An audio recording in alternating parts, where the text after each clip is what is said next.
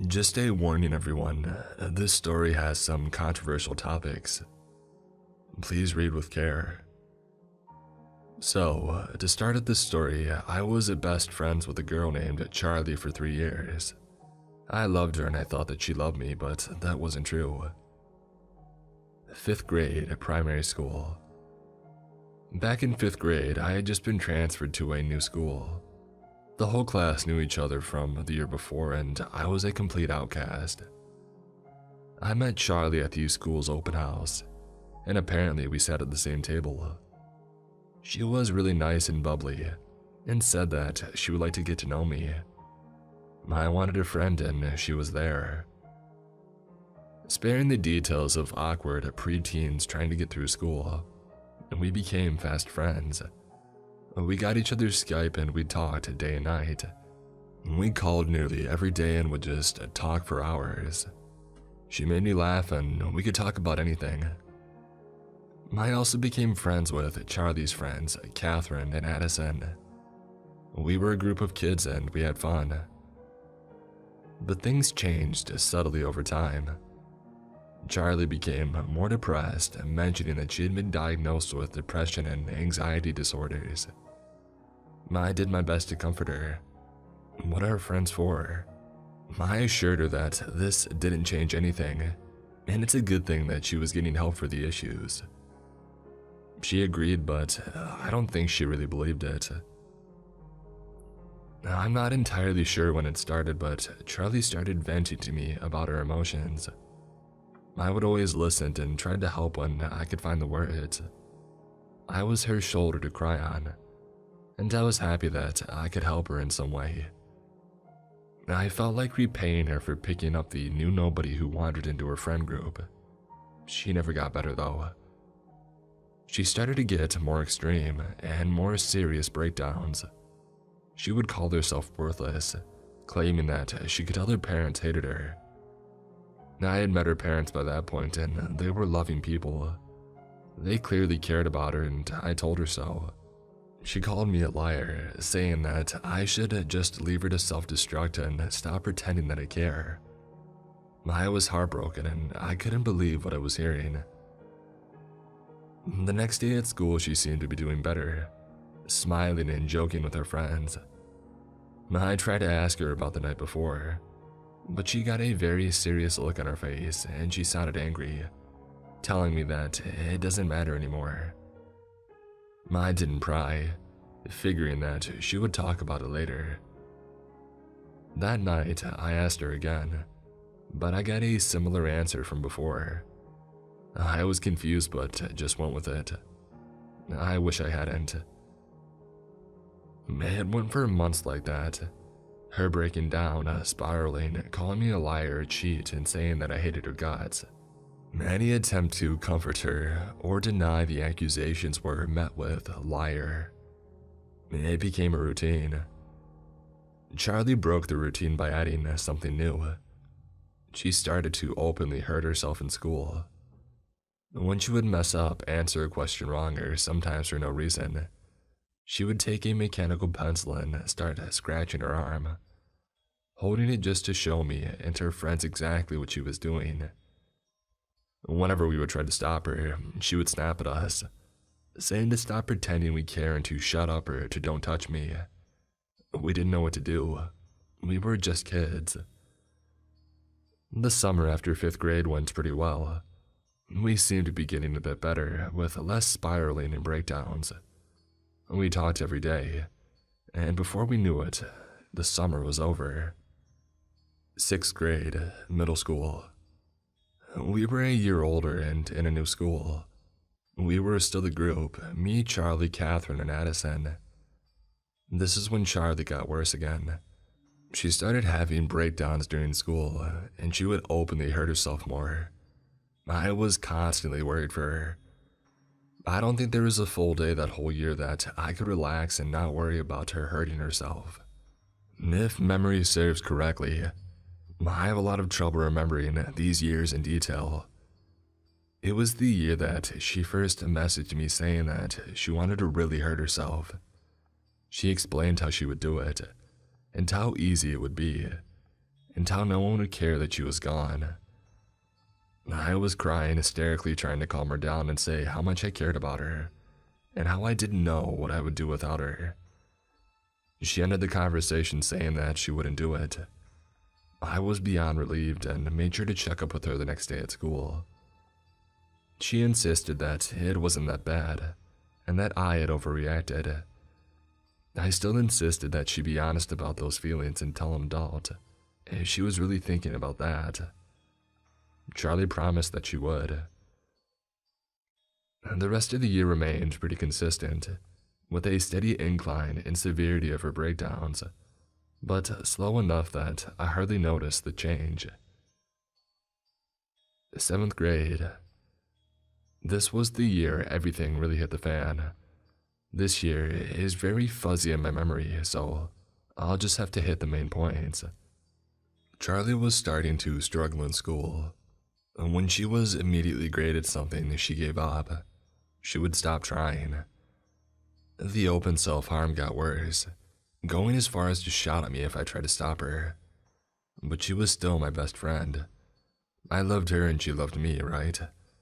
We could talk to each other about anything. Except when I tried to vent to her, she would say that I was making it all about me, or that she couldn't handle it right then. If she was having trouble and I tried to relate to her issues and give advice, she would say that I was making it about myself and that I'm not her parent. This year, I started to really question my gender. I met my actual best friend and my now platonic partner, Liz. We were two broken trans kids so deep in the closet that we couldn't admit that we were trans. Liz was the first to come out, and I welcomed her with open arms, gushing about how much stuff we could do together. Charlie didn't like Liz. She was clearly jealous and thought Liz was taking me from her.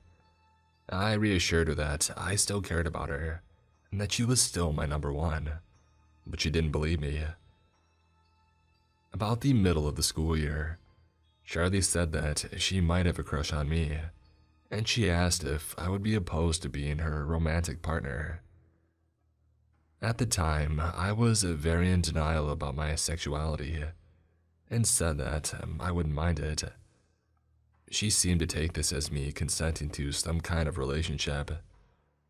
She became much more touchy, hugging me, and even kissed my head or forehead a few times. I didn't know why at the time.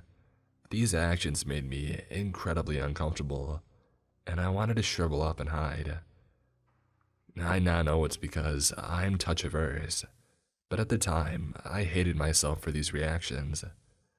I beat myself up inside for recoiling from my best friend, and how dare I get grossed out.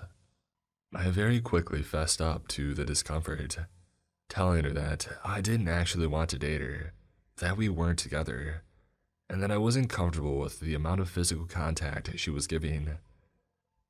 She seemed understanding, apologizing for being touchy, and even joking a bit about being touch-starved.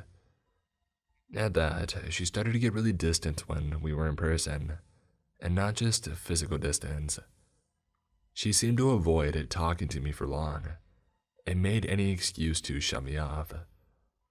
The nightly routine of breakdown Russian roulette, or whether it be a couple sentences or 4 hours, continued.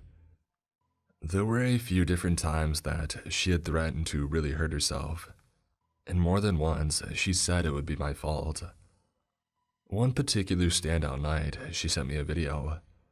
There was Charlie sitting in her bathroom next to the toilet. It would be so easy for me to just end it. I could drown myself in the toilet and no one would know. It'd be quiet and no one would care. My parents don't give a crap. I texted her over and over again, begging for her to not do it, saying that I loved her, her parents loved her, and that I'd miss her.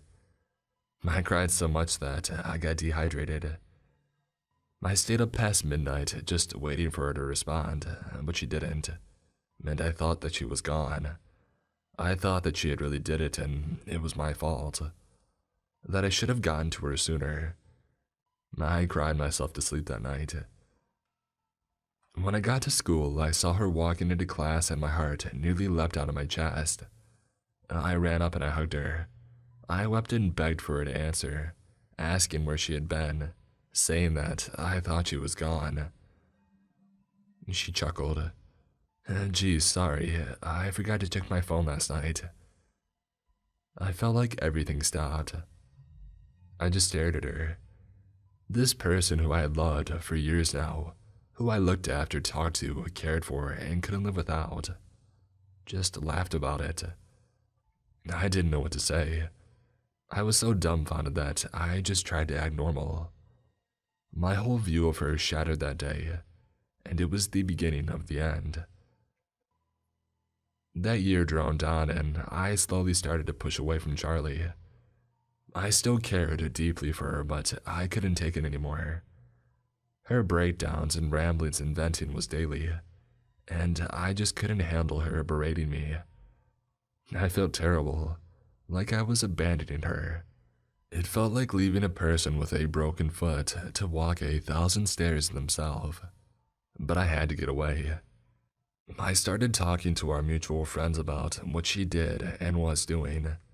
They said that it was terrible and couldn't believe she would say such things. I showed them the conversations, feeling even more guilty for showing off our private text to other people.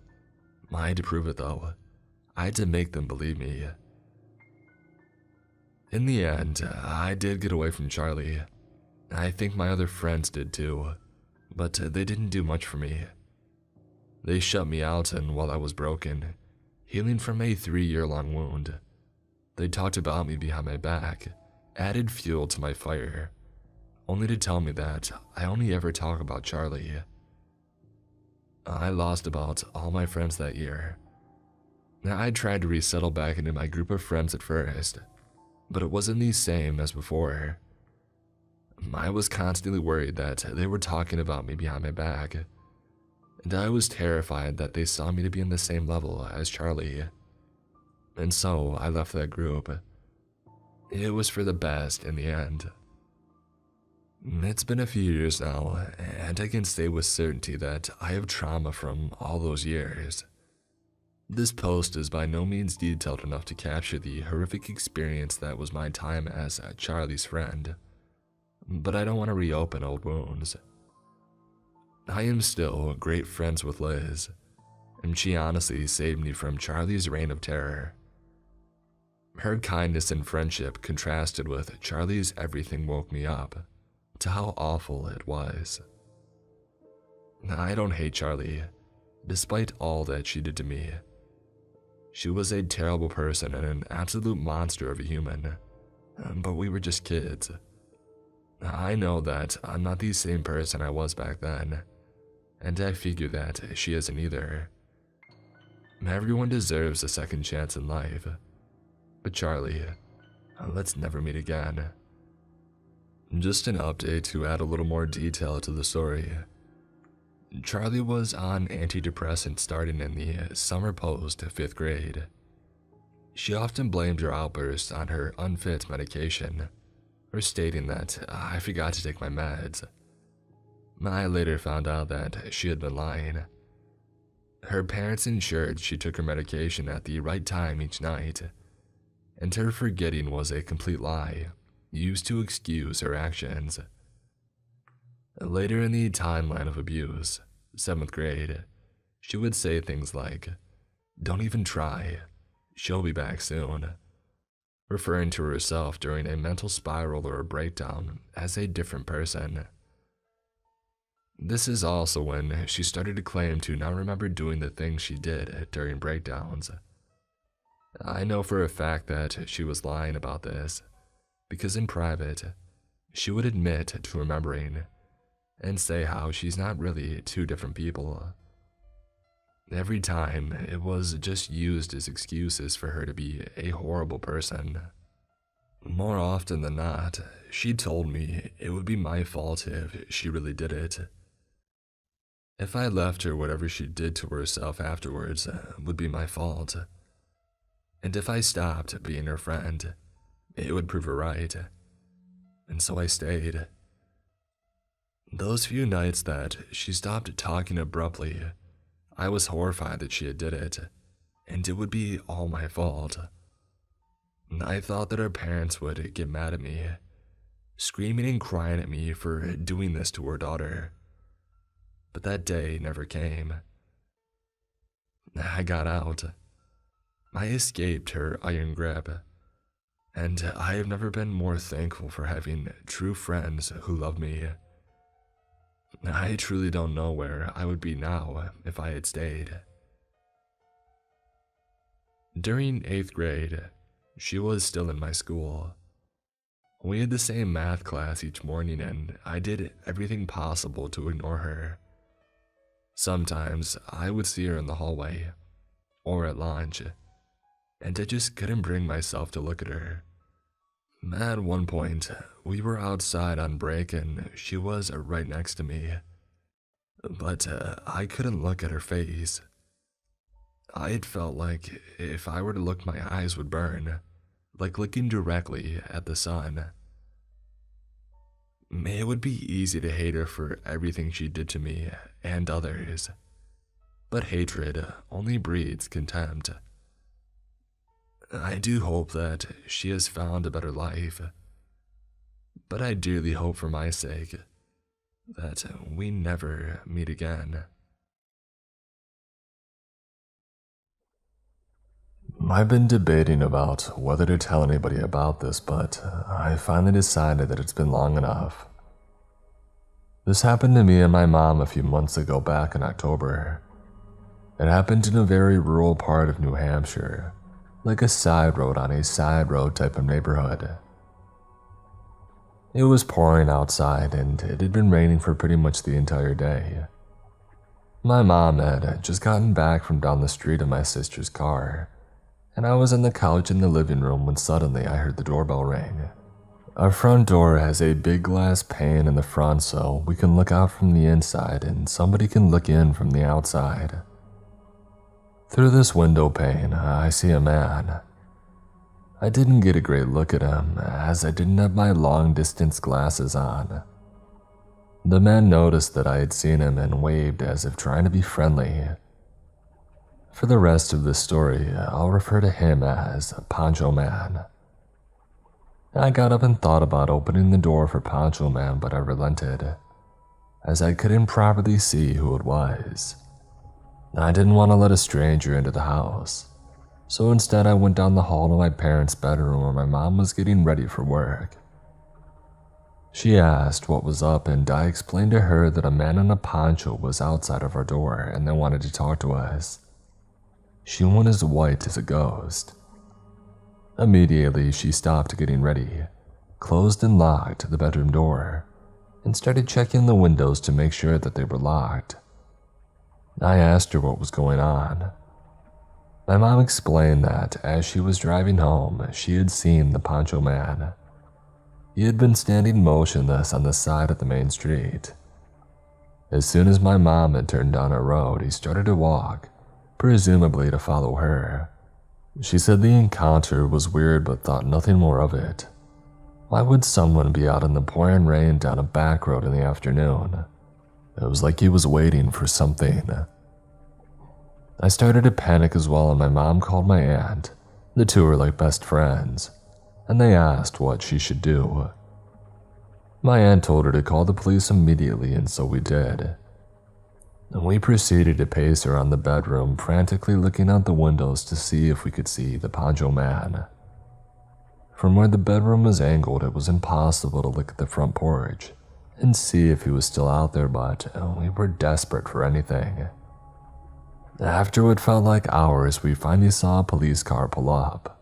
We carefully unlocked the door and went down to let the officer in. We explained what we saw and he agreed to do a scan around the neighborhood.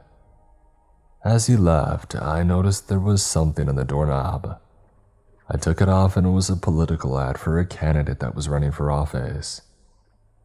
It's possible the Poncho Man was just campaigning for the candidate, but there are a lot of holes in that story. It was pouring outside, so why would he go door to door? Why would you go that route in such a rural neighborhood? The houses are so far apart you would barely make a dent on foot, and the time doesn't make sense either. Sure, I and my mom were home, but it was about 4 in the afternoon.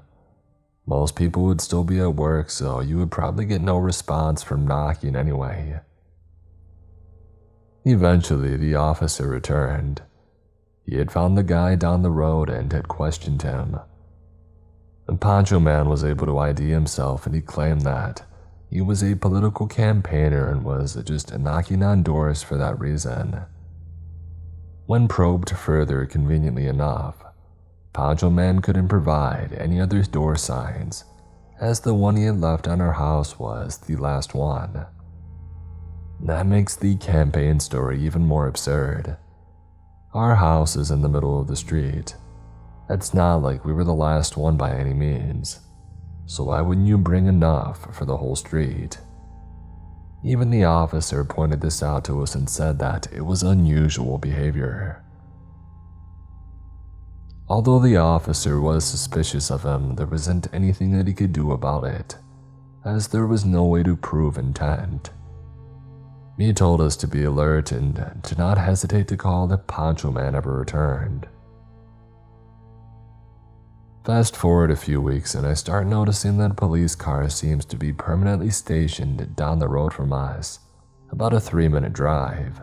I got curious and I asked my mom about it, and she said that there were multiple break-ins into the houses down the road, and the police were doing a sort of sting operation. The Poncho Man encounter and the break-ins may be unrelated, but considering how Poncho Man had acted, I have a sinking feeling that they're connected. Thankfully, for the past few months, we've heard and seen nothing of Poncho Man. We got a new doorbell system with a camera, and the police had left the area where they were doing the sting. I hope that this whole situation is over and done with, and that I never have to meet Poncho Man.